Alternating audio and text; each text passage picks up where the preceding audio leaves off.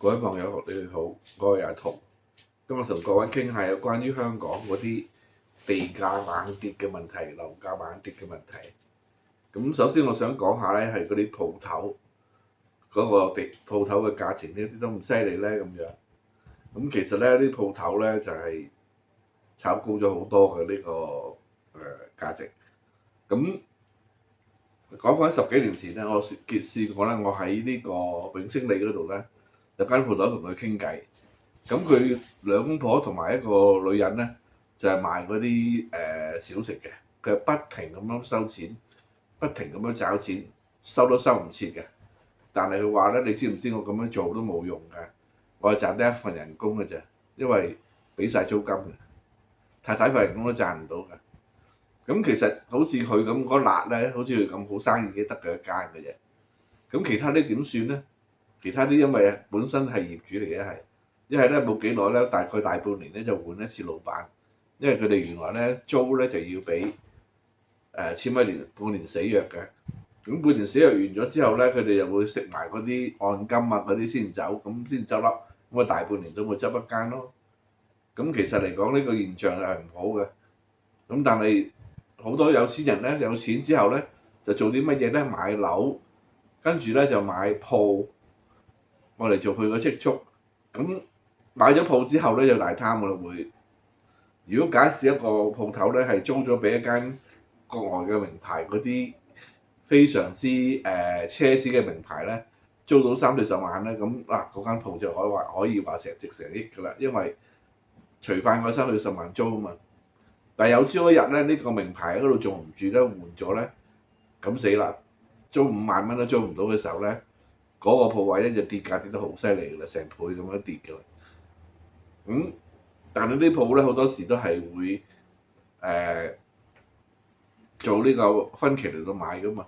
咁佢同嗰啲地產商唔同喎，地產商咧往往咧就係用個 HIBOR 嚟到做呢個利息嘅喎，利率嘅喎，即係話同業拆息利率加。咁而佢呢啲咧就用正式嗰個按揭利率，仲要加啲貴啲嘅喎，先至會同你做到嗰個按揭嘅喎。咁往往咧嗰個收嘅租金咧係唔足以俾支付呢個按揭嘅利息嘅，咁就會造成咗嗰個銀根嗰個擠提啦。咁呢啲價錢咧就 hold 唔到啦，因為你要俾利息，你收咗啲租唔夠錢俾利息嘅時候咧，就有壓力啦嘛。咁呢啲鋪租咧喺自然環境之下咧，佢到某個地步咧就會到頂嘅。咁呢啲地價就會跌㗎啦，呢啲鋪租嗰啲呢啲鋪頭嗰個價值就會跌得好犀利㗎啦。咁長期都有㗎啦。咁而家跌到7成幾咧，一路有啲跌到7成幾咧，應該差唔多㗎啦，都唔會再點跌㗎啦。因為7成幾已經去到好盡㗎啦。咁佢哋而家咧嗰個美國嗰個減息潮又嚟啦。減息潮嚟到咧，佢就會俾出個利息咧就容易捱啲。咁佢唔肯賣啦，咁咪變咗唔會跌價咯。咁慢慢又有啲租得出啦，咁咪可以維持到啦。希望佢捱得過呢次嘅減息期之後咧，咁變咗實淨間鋪頭供得咗啦。咁但係就即係祝佢好運啦。咁至於嗰個寫字樓咧，話多咗好多出嚟，其實有個理由嘅，就係香港咧有好多工業大廈，咁而家香港工業梗係冇得做啦。咁我嗰時咧就有一個手下咧個司機嚟嘅，咁佢入到大公司度做翻8000幾蚊人工。佢話我啱買得晒嗰啲車啦咁樣，佢有10幾架車嘅，買得啲車係要用錢去賣嘅，唔係你賣咗車有錢收嘅，係要自己儲夠錢先買得車嘅。因為以前咧佢係判嗰啲工廠大廈咧嗰啲出貨嚟做嘅。咁呢啲判頭人咧就會令到啲工廠大廈咧嗰個環境好惡劣嘅。以前啲工廠大廈咧係啲寫字樓唔可以搬入去嘅。工廠大廈門口企住幾班都係紋晒身嘅大漢喺度接嘢做，鬥快霸住嗰個 lift 口，嗰啲看更咧完全係出唔到聲嘅。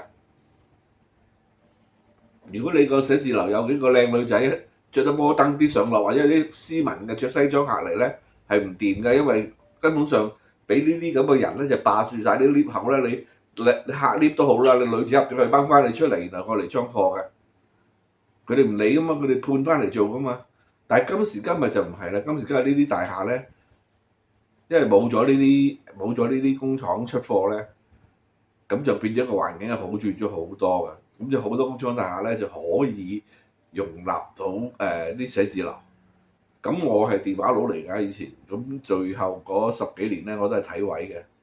咁其實有好多咧喺中環啊、上環啊、尖沙咀啊嗰啲搬咗去邊度咧？搬咗去長沙灣道啊、青山道啊、觀塘啊咁樣嗰啲工廠大廈度做寫字樓嘅。咁啊慳咗好多錢，個租金平好多嘅。咁嘅時候咧就係當個環境唔好嘅時候，咁咪租食番薯咯，唔食飯咯，個個都食番薯，啲買命冇人食咯，嗰啲寫字樓咪冇人租咯。咁但係有個問題咧，係始終呢啲鋪頭係呢個鋪呢啲咁嘅商業大廈咧，工業大廈咧就競爭咗好多商業大廈嗰個租賃嘅。但係咧，香港地咧個形勢又會變啦，因為一路一帶咧漸漸 OK 啦，發展起嚟啦。利用呢個收人民幣而做生意嘅國際商家越嚟越多，呢啲人咧都會想嚟香港咧，將佢嗰啲人民幣咧係能夠令自由使用嘅，自由兌換嘅。咁佢會轉咗嚟香港咧，就係揾寫字樓落腳嘅。咁呢啲人咧都漸漸多嘅時候咧，之前俾嗰啲工業大廈搶咗嗰啲客源咧，而家又多咗人嚟租嘅時候咧，咁佢寫字樓咧個環境咧就會好翻啲嘅。但係咪好得咁快咧？梗係唔係啦。而家不過都應該差唔多到底㗎啦。但係至於話住宅大廈咧，我自己買賣咗我自己個屋企嚟計咧，而家係跌翻到19年度嘅價錢啦，又唔係好得人驚嘅，2成到啫，唔會死得嘅。因為香港你起樓咧最少嗰個起樓嘅經費咧都要成6000幾至到8000幾不等，咁啊視乎你係市區定係郊區。有冇非住宅嗰個建設要你起埋？越多非住宅建設起埋咧，咁咪越個成本咪越高咯。咁一般都要6000幾蚊住以上㗎啦。咁最低限度咧，佢萬零蚊咧就已經係最低㗎啦，唔會再低㗎啦。再低根本冇人起嘅。咁有人話咁北都會仲起喎，咁點啊？會唔會唔見咗幾千億啊？梗係唔會啦。北都會起唔係香港政府起㗎嘛，香港政府只係提供嗰啲基本嗰啲措施嘅啫嘛。我哋香港政府開路、平底、開山，至於起樓咧就係發展商起㗎嘛。咁同埋香港政府開路、開山嘅時候，呢啲工程會唔會養到人咧？呢啲錢有冇成塊模型落翻呢個社會咧？當然有啦。美國有一個拆牆論嘅，有個經濟學家，佢有個拆牆論，就係當冇生意做嘅時候，叫啲工人起塊牆，起完之後拆翻佢，咁啲工人有工開，嗰個經濟就會生㗎啦。咁你話我哋起公路、開山，會唔會產生經濟效益咧？梗係會啦。咁跟住嗰啲發展商去起樓，會唔會有經濟效益咧？梗係會啦，大把泥工有，大把地盤工有得開工啦。咁話如果賣唔去咁點啊？最弊嘅結果咪政府買咗佢翻嚟做居屋咯，咪又未試過咩？試過好多次㗎啦，買咗佢翻嚟做居屋，唔啱改咗佢做公屋。同埋咧，香港嘅樓價一路係會慢慢升嘅。中央係放人落嚟香港，香港未必係再700萬，可能900萬都唔定嘅。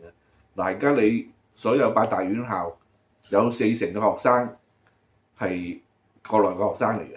嗱，啲學生落嚟讀咗4年，讀咗3年，跟住做2年嘢，佢就可以係香港人咯，申請到公屋咯喎。咁呢啲人留低梗係好啦，呢啲大學生嚟㗎嘛，會揾食㗎嘛，好過我哋香港人嗰啲啦。嗰啲我哋香港好多嗰啲係揸錘仔嘅、掃地嘅、洗碗嘅，點夠啲大學生好咧？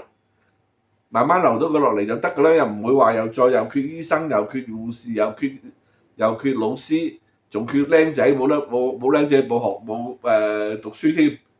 呢啲人又會未曾結婚生仔噶嘛，留低就最好噶啦。咁所以嚟講咧，嗰個住宅咧係會慢慢升翻嘅。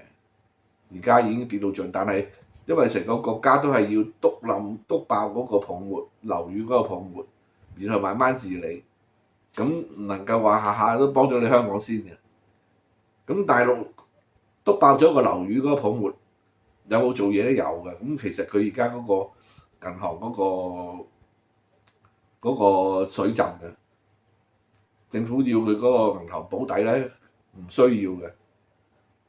咁同埋出咗個白名單嘅，大家都聽過嘅，就係某一啲地盤，如果佢係唔掂嘅咧，佢喺白名單以內嘅咧，幫救翻佢，等佢可以順利賣咗啲樓出去。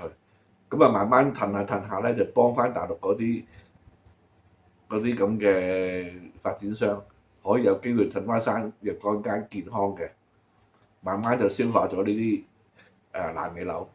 咁但係做完呢度，要唔要做香港梗要啦，但係佢個精力而家喺國內嗰度啊嘛，香港擺唔到咁多精力落嚟嘅其實。咁香港唯有係俾啲專才落嚟啦，俾啲學生落嚟啦。而家美國佬咁戇居，講中國學生香港發達啦，執到暈啦。咁年執幾萬呢啲執兩三萬1-2萬呢啲學生唔好咩？年輕人嚟嘅喎，未結婚嘅喎，後生仔女喎，靚仔靚女嚟嘅喎，讀書大學畢業嘅喎，唔好。成個香港嗰個素質都改變咗啦，啲人嘅素質都改變咗啦。咁啊，今日講住咁多先，希望各位一陣間得閒嘅，同我撳個讚同埋撳個訂閱，支持一下，多謝，拜拜。